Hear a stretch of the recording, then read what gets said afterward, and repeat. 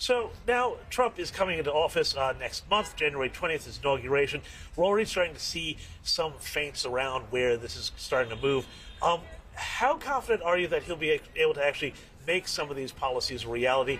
And are you seeing any connection now between Trump, the new Republican Trump movement, I guess, and the labor movement? Have there been any sort of formal sort of tying up there between the unions and Trump? We saw some of that start in the campaign. Is that going to continue? So we saw that Sean O'Brien, the head of the Teamsters Union, 1.3 million strong, spoke at the Republican National Convention at the invitation of Donald Trump. He gave a blistering 25-minute speech about protecting workers' rights.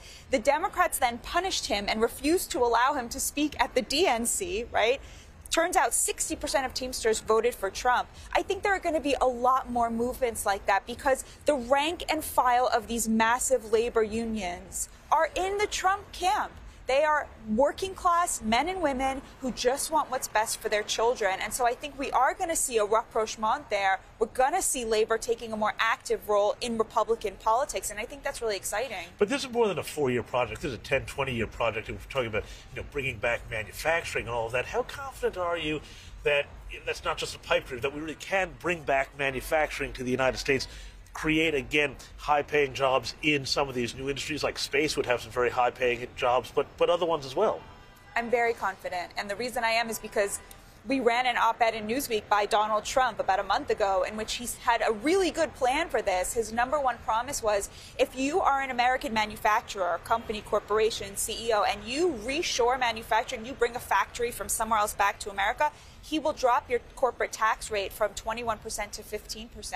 He said he's going to be appointing a manufacturing czar to travel around the country and attract back these manufacturing bases. He's going to create a booming economy, and I think that all of this is going to help. Plus the fact that when you have tariffs, when you have, trade wars with countries that are screwing over American workers, it becomes more expensive to ship things back here. There are costs associated with manufacturing elsewhere, and I think Trump is very, very keen and acutely aware of all of this. And we already saw Steve Madden, I think, this week, the clothing manufacturers say, 45% of their manufacturing is going to slash out of China because of this. So corporate companies are responding. Absolutely. Yeah. And what about just finally, before I let you go, class is a big thing in all of this here. And how much of, is part of the reason why the Democrats can't understand what's going on?